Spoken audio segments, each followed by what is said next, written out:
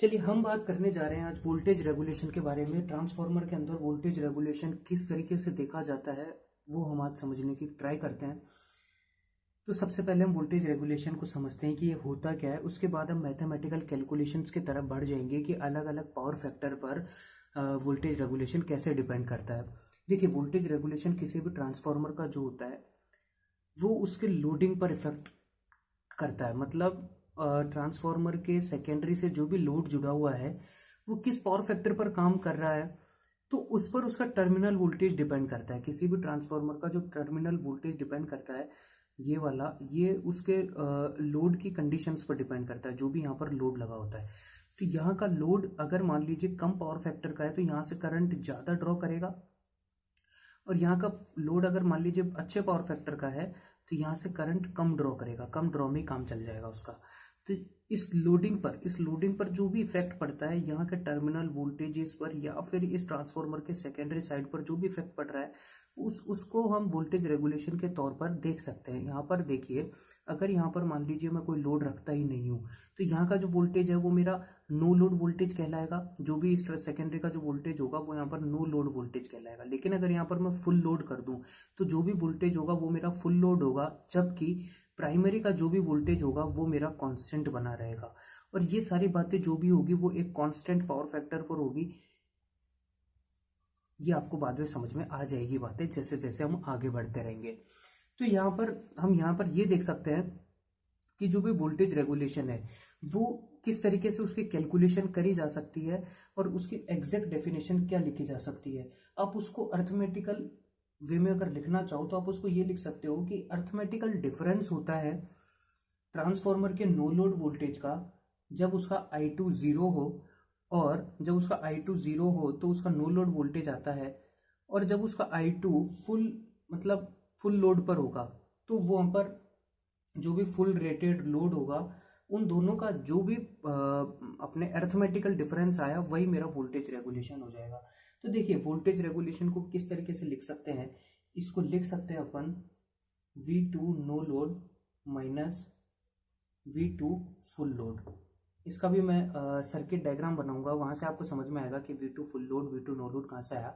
एक चीज का ध्यान रखिए कि यहाँ पर ये जो क्वांटिटीज है इनका अपन मैग्नीट्यूड हमेशा लेते हैं।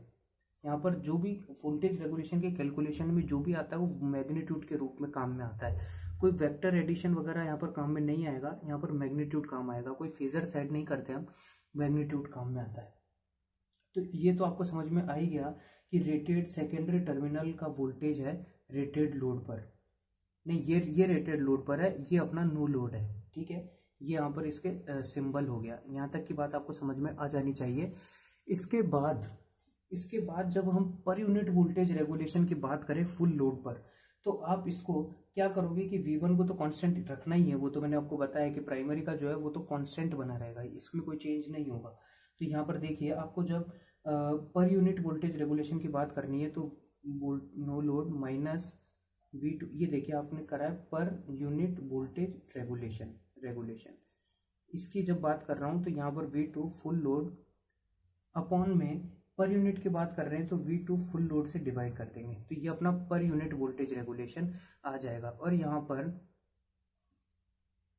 V1 को कांस्टेंट लिख देना है। आई होप कि आपको समझ में आ रहा होगा अभी तक वोल्टेज रेगुलेशन का जो कॉन्सेप्ट है। बहुत ही सिंपल कॉन्सेप्ट है लेकिन बहुत ही इंपॉर्टेंट कॉन्सेप्ट है। ये आपके इसके ऊपर बहुत सारे क्वेश्चंस बनते हैं, और जो वोल्टेज रेगुलेशन का कॉन्सेप्ट है ये आगे भी काम आता है। इंडक्शन मोटर वगैरह में भी ये आपके आगे काम आता है, क्योंकि वहां पर भी जैसे सिंगल फेज मोटर वगैरह जो भी चलती है तो वहां पर भी अपने पास एक ट्रांसफार्मर का जो बेसिक सर्किट डायग्राम है वो काम में आता है, तो वहां पर भी वोल्टेज रेगुलेशन की जरूरत पड़ती है। तो इसलिए यहाँ पर अगर आप इसको समझ लेंगे तो आगे आपको प्रॉब्लम नहीं आएगी।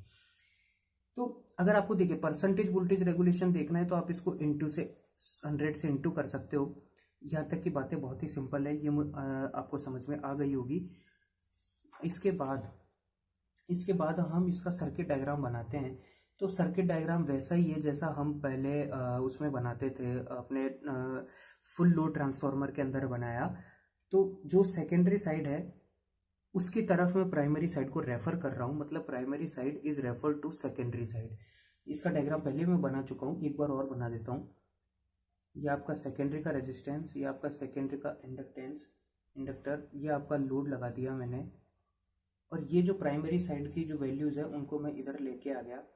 ये एक्चुअली में सेकेंडरी और प्राइमरी का दोनों का मिलाकर के रेसिस्टेंस हो गया, ये उन दोनों का मिलाकर के रिएक्टेंस हो गया, और यहाँ पर ये इन दोनों का मिलाकर के इम्पिडेंस हो गया। यहाँ पर आपका ये रेजिस्टेंस लगा दिया, ये इंडक्टर लगाया, और ये अब देखिए एक चीज़ मैंने आपको एक ट्रिक बताई थी पहले भी, कि जब भी अपन प्राइमरी को सेकेंडरी में ट्रांसफ़र करते हैं तो जो प्राइमरी का वोल्टेज होता है उसको तो ए से डिवाइड कर देते हैं, और जो भी करंट होते हैं वो ए से इनटू हो जाते हैं। देखिए AI1 हो जाएगा, AI0 हो जाएगा। प्राइमरी में तो I0 है, लेकिन जब सेकेंडरी में ट्रांसफर करेंगे तो AI0 कहलाएगा। उसी तरीके से यहाँ पर AIW कहलाएगा। अगर आपने पहले वाले वीडियोस नहीं देखे हैं तो प्लीज़ उनको देख लीजिए, आपको यहाँ पर चीज़ें बहुत आसान लगेगी, और ये जो सीरीज़ है ट्रांसफार्मर की ये आपको बहुत अच्छे से समझ में आ जाएगा। ये वाला जो भी चल रहा है, जो भी अपने सीरीज चल रहा है यहाँ पर, जो भी प्लेलिस्ट में जो भी वीडियोस हैं, ये आपको यूनिवर्सिटी में बहुत हेल्प करेगी, यूनिवर्सिटी एग्जाम्स क्लियर करने में बहुत हेल्प करेंगे। और आपके जो बेसिक कॉन्सेप्ट है, अगर आप इसको गेट में भी अप्लाई करना चाहते हैं तो वहाँ पर भी आपको बेसिक कॉन्सेप्ट की बहुत ज़रूरत पड़ती है। तो यहाँ पर बिल्कुल हाई लेवल नहीं पढ़ाया जा रहा है, बहुत ही बेसिक बताया जा रहा है, जो आपको बहुत इम्पोर्टेंट है आपको सीखना। तो यहाँ पर इन सभी को सीखिए आप, यहाँ पर ये आपको बहुत हेल्प करेगा आगे चलकर। तो इसी से आप जुड़े रहिए। अब यहाँ पर जो वीडियोस हैं वो बहुत ही फ्रिक्वेंटली आएंगे ट्रांसफार्मर के ऊपर। तो ट्रांसफार्मर का जो चैप्टर है या जो भी ये टॉपिक है इसको जल्दी ख़त्म करा जाएगा अब, उसके बाद हम इंडक्शन मोटर पर स्टार्ट करेंगे। तो यहाँ पर जो रेजिस्टेंस है वो हो गया R0/A²। यहाँ पर जो भी ये टर्म्स हैं इनको A² से डिवाइड कर दिया जाता है। इसका मैंने डेरिवेशन भी पहले एक वीडियो में करा हुआ है कि किस तरीके से होता है। यहाँ पर डायरेक्ट ट्रिक के हिसाब से मैं बता रहा हूँ, इसको आप ध्यान में रखिए। जो भी इसका टर्मिनल वोल्टेज है उसको मैं V2 बोलता हूँ। इसके लोड को मैंने ZL और 5 डिग्री यहाँ पर मैंने इसको फेज एंगल के साथ रख दिया। ये मेरा इसका सर्किट डायग्राम बन गया। आई होप कि आप यहाँ तक रिलेट कर पाए होंगे। अब देखिए, आप अगर इसका वोल्टेज रेगुलेशन देखते हैं, जब प्राइमरी साइड को सेकेंडरी में ट्रांसफर करा तो आपको देखिए, आपने जो सिंपल फॉर्मूला पढ़ा उसमें तो क्या था कि V2 नो लोड। अब आपको यहाँ पर क्या करना है, V2 नो लोड की जगह प्राइमरी वाला फॉर्मूला डालना है। तो आप V2 नो लोड को क्या लिख सकते हो, V1/A लिख सकते हो। तो उसी तरीके से पर यूनिट वोल्टेज रेगुलेशन अगर मैं देखूं तो जो मेरा फॉर्मूला बनेगा वो बनेगा V1/A, ये वाला, minus V2 full load upon V2 full load का मैग्नीट्यूड। ध्यान रखिएगा कि सिर्फ और सिर्फ मैग्नीट्यूड काम आता है, फेजर्स काम में नहीं आते हैं। ये बहुत इंपॉर्टेंट चीज़ है।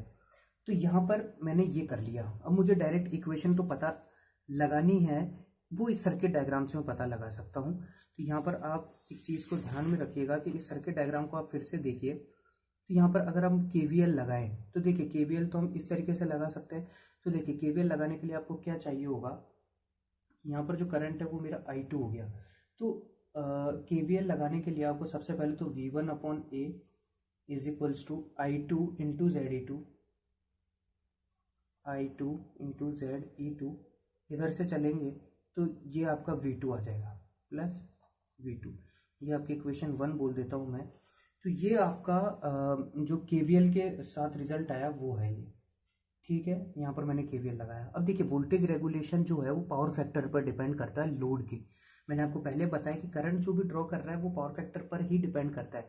तो अगर लोड जो है वो कितने पावर फैक्टर का है, मान लीजिए 3 कंडीशंस हम लेते हैं कि एक हम लेते हैं लैगिंग लोड लगा दिया, लैगिंग पावर फैक्टर वाला, एक लगा दिया लीडिंग पावर फैक्टर वाला, और एक लगा दिया यूनिटी वाला। तो हम इन तीनों को जब डिस्कस करेंगे तो हमको वोल्टेज रेगुलेशन की अलग अलग वैल्यूज मिलेगी। अब उस वैल्यूज को समझने के लिए हमको इन तीनों का समझना होगा, लेकिन इन तीनों में जो भी फंडा है वो एक ही है। वो कुछ स्टेप्स फॉलो करने होंगे, वो स्टेप्स मैं एक बार आपको जनरल वे में बता देता हूँ, उसके बाद हम तीनों में अलग अलग स्टेप्स कंसिडर कर लेंगे। तो देखिए, सबसे पहले वाला स्टेप है कि आपको V2 जो है, ये वाला जो है, इसको आपको रेफरेंस फेजर मान लेना है। तो सबसे पहला स्टेप है कि V2 को रेफरेंस फेजर मान लो। इन सारे स्टेप्स को आप आसानी से याद रख सकते हो। ये वीडियो आप आगे देखते रहिए, आपको बहुत अच्छे से समझ में आ जाएगा वोल्टेज रेगुलेशन, और आप कभी नहीं भूल पाएंगे। तो देखिए V2 को अगर यहाँ पर अगर मैं वेक्टर लिखूँ, इसको मैं थोड़ा डार्क लिख देता हूँ, तो यहाँ पर देखिए जो V2 है उसको अगर रेफरेंस फेजर मान लूंगा तो उसका एंगल 0 हो जाएगा। समझ पा रहे हैं? अगर इसको कॉम्प्लेक्स में लिखें तो V2 प्लस J0 लिख सकते हैं। ये एंगल हो गया, ये मैग्नीट्यूड हो गया, इतना लिख सकते हो क्या? यही सारी चीजें आगे करनी है सभी में, लीडिंग में, लैगिंग में और यूनिटी में। तो ये देखिए सेकंड जो स्टेप है वो आपका I2 के लिए आ गया। अब I2 जो है वो तो रेफरेंस फेजर के रेस्पेक्ट में बनाया जाएगा। लैगिंग है तो I2 5 डिग्री पीछे होगा, लीडिंग है तो I2 5 डिग्री आगे होगा, यूनिटी में I2 और V2 दोनों एक साइड हो जाएंगे। तो देखिए सबसे पहले लैगिंग के लिए अगर मैं लिखूं तो I2 जो है, ये I2 थोड़ा डार्क लिखिए, तो ये I2 जो है ये -5 हो जाएगा, मतलब ये लैगिंग के लिए हो जाएगा। तो ये -5 हो जाएगा मतलब पीछे हो जाएगा। अब इसको अगर अपन लिखे तो इसको रिप्रेजेंट करने की इक्वेशन होती है I2 cos phi2 minus JI2 sin phi2। ये आपने लिख दिया। लीडिंग के लिए लिखना है तो आपने लिखा I2 बराबर I2, इस बार +phi2 है, यहाँ पर -phi2 नहीं होगा, तो ये हो जाएगा I2 cos phi2 प्लस आ जाएगा JI2 sin phi2। और जब यूनिटी के लिए लिखूंगा I2 का तो मैं सीधे सीधे ही लिख दूंगा कि I2 जो है उसका भी एंगल 0 है और I2 प्लस J0 हो जाएगा। यहाँ तक की बात समझ में आ गई होगी। अब देखिए जो थर्ड है वो अपने पास है कि हम ZE2 निकालें। तो ZE2 तो पता ही होता है सर, सम होता है RE2 का प्लस JXE2 का, ये तो पहले से ही पता है हमको, तो यहाँ पर प्रॉब्लम नहीं आई। इसी सर्किट डायग्राम से मैं सॉल्व कर रहा हूँ कि जो ZE2 है वो इन दोनों का सम होता है, इस तरीके से उसको लिख सकते हैं अपन।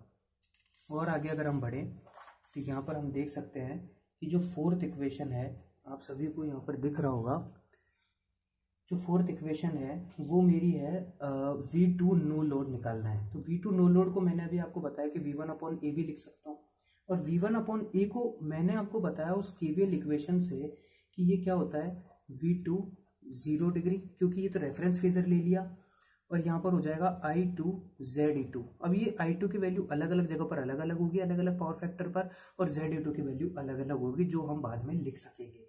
और एट लास्ट जो पॉइंट है वो ये है कि हमको वोल्टेज रेगुलेशन कैलकुलेट करना है, जो हम कर सकते हैं इस फॉर्मूले से V1/A V2 full load upon magnitude of V2 full load.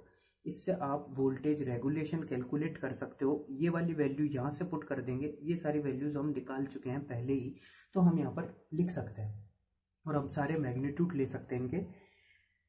तो यहाँ तक की बात आपको समझ में आ जानी चाहिए। ये मैंने सारे स्टेप्स आपको बता दिए हैं। अब मैं आपको बताने जाऊंगा कि voltage regulation lagging power factor में कैसे काम करता है, लीडिंग पावर फैक्टर में कैसे काम करता है, और यूनिटी पावर फैक्टर पर कैसे काम करता है। वो हम नेक्स्ट वीडियो में पढ़ लेंगे, क्योंकि ये वीडियो बहुत बड़ा हो जाएगा और आपको चीज़ें शायद कंफ्यूज कर दें, तो इसलिए हम नेक्स्ट वीडियो में समझते हैं।